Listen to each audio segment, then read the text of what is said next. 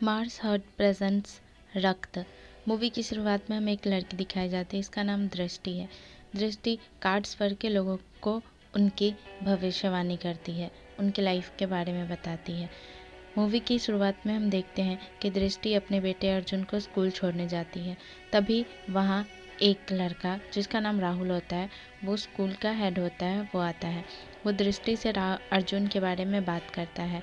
वो बताता है कि अर्जुन की प्रोग्रेस काफ़ी अच्छी है।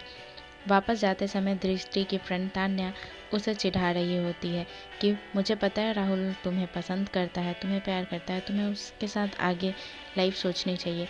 इस पर दृष्टि कहती है कि मुझे वो पसंद नहीं है, ऐसा कुछ नहीं है।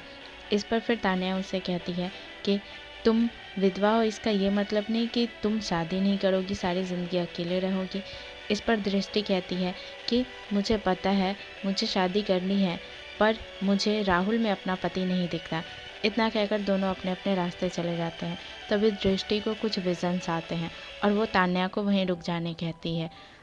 उसी के जस्ट बाद ऊपर से एक बड़ा सा पेड़ तान्या के आगे गिर जाता है। तान्या इन विजन्स के बारे में दृष्टि से पूछती है। दृष्टि बताती है कि मुझे ये विजन्स बचपन से आते थे।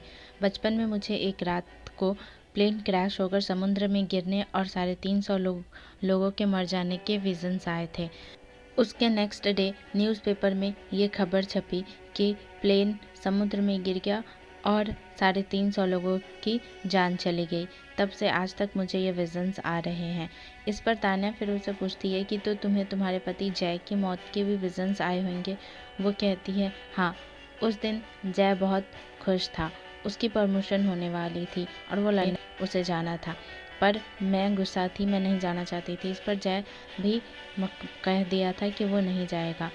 उसके जाने के बाद जब मैं उसके लाए हुए कार्ड्स देख रही थी तो मुझे विजन्स आए कि कुछ गड़बड़ होने वाला है। मैंने जय के ऑफिस फ़ोन किया, पर ऑफिस स्टाफ बोली कि वो यहाँ नहीं है, वो साइट पर जा चुके हैं। मैंने साइट पर फ़ोन किया, पर जय ने मुझसे बात नहीं किया। मैंने फिर ज़ोर से गुस्से में कहा कि वो जय को फ़ोन दे, पर जय ने बोला कि वो कुछ देर बाद बात करेगा।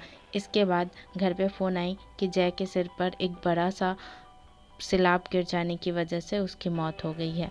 इसके बाद अगले सीन में हम देखते हैं कि दृष्टि के घर पे एक आदमी आया होता है जो कि अपने भविष्य के बारे में जानना चाहता है। वो कार्ड्स देख करके उसे उसके बारे में बता देती है। इसके बाद दृष्टि के घर पे एक लड़की आती है जिसका नाम रिया होता है। रिया दृष्टि की फ्रेंड होती है। रिया दृष्टि को उसके लिए कार्ड्स पढ़ने को बोलती है, जिसमें वो बताती है कि सनी जो कि रिया का पति है, उसकी लाइफ में कोई और लड़की है, पर ज़्यादा दिन तक नहीं रहेगी। वो रिया से कहती है कि तुम सनी को छोड़ दो, नहीं तो तुम्हें हमेशा ऐसे ही तकलीफ़ मिलती रहेगी, वो हमेशा तुम्हें ऐसे ही मारता पीटता रहेगा। पर रिया इसके लिए नहीं मानती।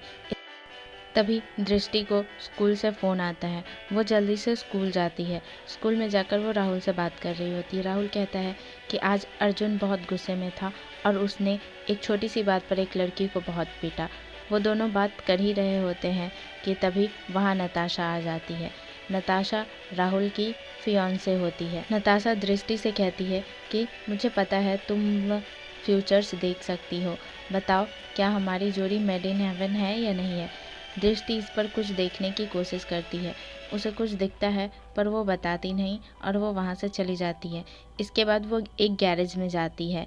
गैरेज में एक लड़का होता है जिसका नाम मोहित होता है। वो थोड़ा सा मेंटली डिसेबल्ड होता है। मोहित दृष्टि से कहता है कि तुम्हारी कार ठीक तो नहीं हुई है, पर मैं तुम्हें घर छोड़ दूंगा, और दृष्टि उसके साथ घर जाने लगती है। रास्ते में मोहित बहुत खुश लग रहा होता है, पर अचानक वो रोने लगता है और वो दृष्टि से पूछता है कि दृष्टि बताओ, क्या मैं बैल को मारूंगा तो मर जाऊंगा। इस पर दृष्टि कहती है ऐसा किसने कहा तुमसे।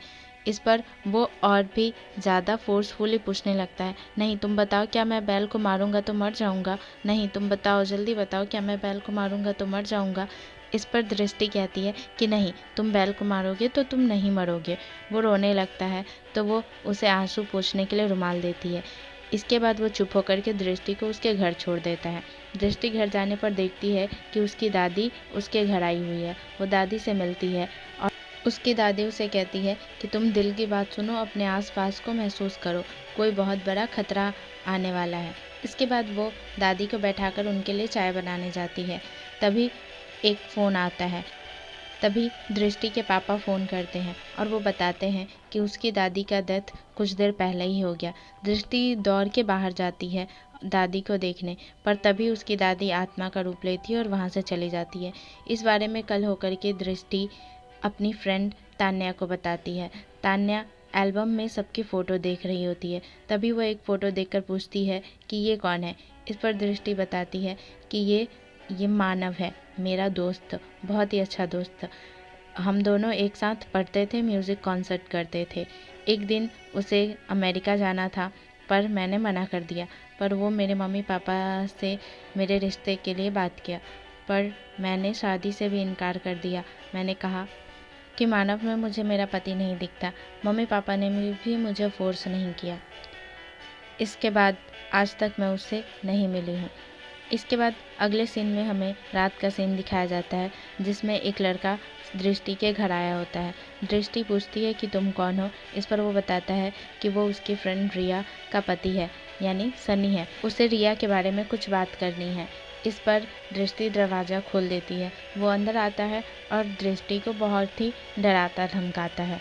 दृष्टि से कहता है कि वो रिया से दूर रहे, वरना उसके लिए अच्छा नहीं होगा। इसके बाद चला जाता है। कल होकर के रिया दृष्टि के पास आती है और सन्नी के ऐसे बिहेवियर के लिए माफ़ी मांगती है और फिर से उसे कार्ड पढ़ने कहती है। दृष्टि कहती है कि ये आखिरी बार मैं तुम्हारे लिए कार्ड पढ़ रही हूँ। तभी वहाँ सनी आ जाता है और वो रिया को मारता पीटता हुआ वहाँ से ले जाता है। रात में तान्या और दृष्टि दोनों एक पार्टी में जाते हैं, जहाँ नताशा और राहुल की एंगेजमेंट की पार्टी होती है। नताशा के पिता ये अनाउंस करते हैं कि वो अपने सन इन लॉ को फ्यूचर मेयर बनाएंगे। वो भी एक मेयर होते हैं। इसके बाद हम देखते हैं कि दृष्टि बाहर जा रही होती, तभी उसे नताशा की आवाज़ किसी और लड़के के साथ सुनाई देती है, पर वो इसे इग्नोर करके आगे जा कर के चली जाती है। पार्टी से जब दृष्टि घर पहुंचती है तो वो देखती है कि उसके दरवाजे पर किसी ने भूत और चुड़ैल ये सारे शब्द लिख दिए और उसके घर में घुस करके बहुत सारा तोड़ फोड़ मचाया है। कल होके वो पुलिस को कंप्लेन करती है। वो कहती है कि ये सब सनी ने किया है और वो सनी के खिलाफ़ कंप्लेन करती है। इस पर पुलिस ऑफिसर कहते हैं कि सनी ने तुम्हारे खिलाफ़ कंप्लेन कर रखा है ऑलरेडी कि तुम उसकी पत्नी और को भड़काती हो। इस पर वो कहती है कि वो खुद मेरे पास आती है, ना कि मैं उसके पास जाती हूँ। अगले मोमेंट में हम देखते हैं कि दृष्टि अपनी कार लेने मोहित के पास जाती है। मोहित बहुत ही ज़्यादा डिप्रेस लग रहा होता है। वो उससे पूछती है कि क्या फिर तुम अपने पिताजी से झगड़ा किया। इस पर वो कह देता है हाँ, थोड़ा बहुत। मैंने तुम्हारे लिए फूल लाया था पर उन्होंने फेंक दिया। बचपन से आज तक जो भी चीज़ें मुझे पसंद आई सारी चीज़ें उन्होंने मुझसे छीन लिया। और इस पर वो थोड़ा सा गुस्से में चिल्लाता है, पर दृष्टि उसे शांत कर रखती है। इसके बाद दृष्टि घर आ जाती है। यहाँ उसके पास तान्या आती है और उसे बताती है कि मेरे पास एक गुड न्यूज़ है। नताशा 2 दिन से गायब है, किसी ने उसका खून कर दिया। इस पर दृष्टि उसे कहती है कि ये बुरी खबर है और तुम गुड न्यूज़ बोल रही हो। इस पर तान्या कहती है कि ये तो तुम्हारे लिए गुड न्यूज़ है, तुम्हारा और राहुल का रास्ता साफ है, तुम अब आराम से राहुल से शादी करके हैप्पी लाइफ जी सकती हो। इस पर दृष्टि उसे कहती है शट अप, ऐसा कुछ नहीं है। आखिर नताशा का खून किसने किया और क्यों किया, ये जानने के लिए इसी मूवी का पार्ट 2 देखें।